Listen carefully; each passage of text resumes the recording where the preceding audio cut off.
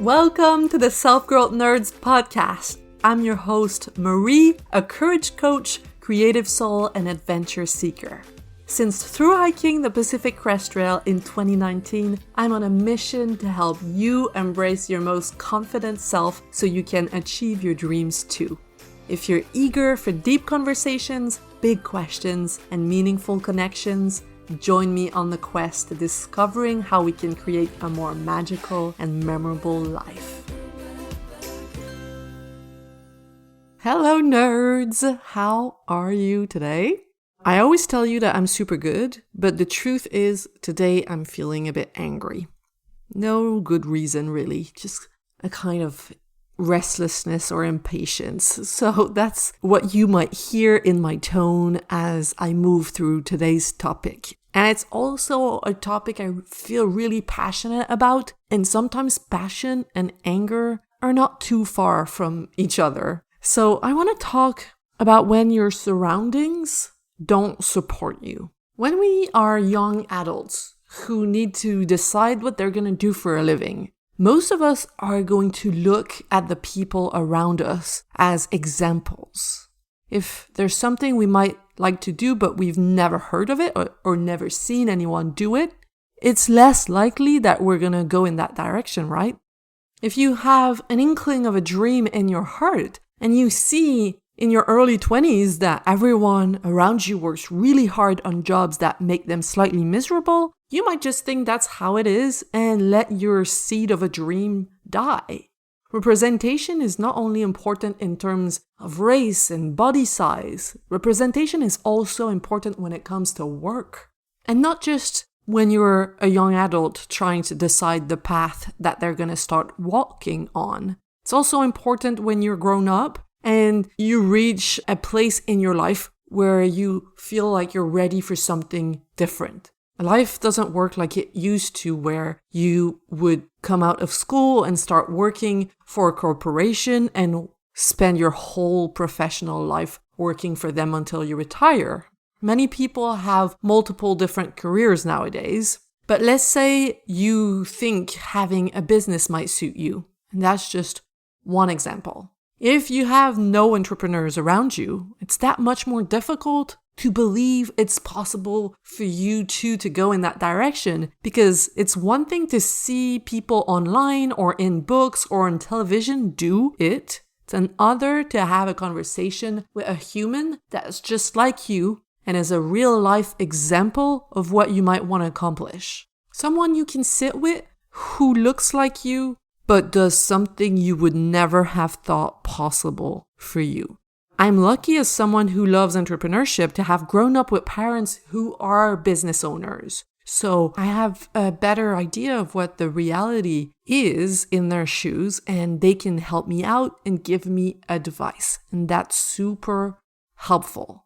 But with coaching, for example, no one around me has an online coaching business.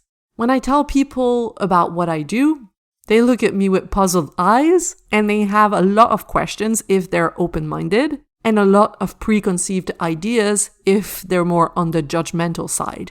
The seed was first planted in my mind about 3 years ago when I discovered Carol Lowenthal on her podcast Unfuck Your Brain. I talk a lot about her in my podcast, and that's because she was the number one example for me. She opened a door that I didn't even know existed. But it took me so long to believe that it was possible for me too, because although I would listen to her voice every week, I didn't see her as an equal. I didn't picture her doing her laundry or having like a good old cry.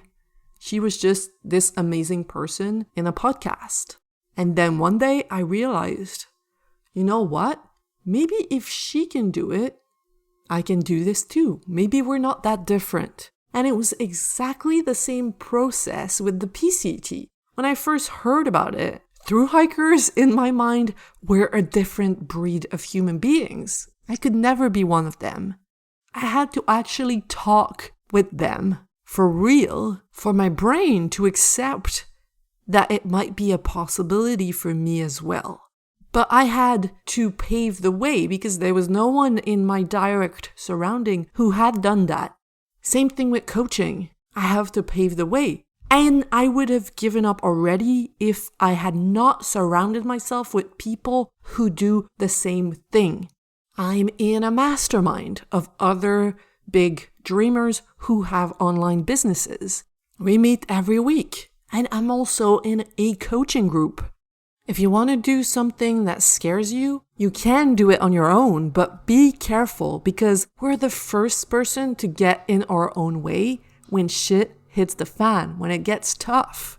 So if you want to do something that's out of the ordinary, make sure you surround yourself as well. Otherwise, it's going to feel like you're fighting against the current and it'll be exhausting. Now, let me ask you this. What would you, or are you the first to do in your surroundings? Are you the first to finish college? The first to grow a multi-million business? The first to retire early? The first to have no children? The first to move abroad? The first entrepreneur? What's the generational quote-unquote curse that you want to break? When you look at your parents and at your parents' parents, what is it that you want to do differently? What's the same mistake that's been repeated over and over and over again? Or not necessarily a mistake, but a way of living that you want to shake up?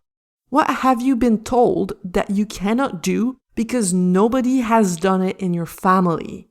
Make sure, please, that when you dream, you do not fail to see that there's so many possibilities. I teach my client the Sequoia mindset. Sequoia mindset, Sequoia is a massive tree. And Sequoia mindset is when you're standing in front of the tree and you say that all you see is bark. Oh, I don't see any solution. All I see is bark. All I see is people doing the same thing. All I see in my family is alcoholics, or all I see in my family is people not finishing high school, whatever it is. Sequoia mindset is when you're so close to the problem that you don't see any way around it. And you want to stay close to the sequoia sometimes because that's what you've been used to. You grew up by that sequoia. Getting away just doesn't seem possible and its roots are deep. But you have to practice rising above the trees to see the whole damn forest, to see everything in the world that's possible, not just a small sample. Okay, ask yourself. Got more questions for you. Questions are my favorite thing. Who do I want to be? What do I want to do? What if this was possible for me too? I don't know how. I don't know when. I don't have the money. I don't have the time right now. But what if this was possible for me too? What do I want to be an example of? How do I want to pave the way? Define who your highest self is. And take action as your highest self as often as possible. You're not defined by anything that happened to you or around you in the past. It's not because your parents lived a certain way that you owe them to do the same. It's not because your friends think your ideas are unrealistic that you need to listen. And it's not because you are expected to do a certain line of work in your community that you should agree and submit to this idea. Every moment is an opportunity to change the course of your life. Believe without waiting for evidence. Because what if you are the one who needs to create the evidence for the people who come after you? And I'm going to say that again. What if you are responsible for creating the evidence that it's possible for you and for all the people who look like you or all the people that are going to come after you? You are important. Your role is so important for future generations. For me, I want to break the workaholism in my family. I'm going to be an example of what it's like to lead a successful business with love and kindness while also not having to work my soul to the ground in order to achieve what I want. Now, that's just one small example. But what about you? What do you want to do? Who do you want to be? And before we go, notice your posture. Raise your shoulders. Open up your chest. Look straight ahead. Stand tall. Rise above everything you have learned about what is possible or not for you. Breathe in deep and commit to yourself and to everyone who is going to benefit from your courage. You're paving the way of a better future. All right, that's it for now. I hope this moved something in your heart. Bye. You just listened to the Self-Growth Nerds podcast. Make sure to subscribe and to find me on Instagram at Self-Growth Nerds. If you want individual help developing the confidence to create a more meaningful and exciting life, visit selfgrowthnerds.com today to learn how. Finally, I want to thank my friend Etienne Galano for editing this, and I want to thank you, kind-hearted souls, for growing into your truest, most courageous selves every day and making this world a better, more beautiful place. My name is Marie, and I will talk to you next week.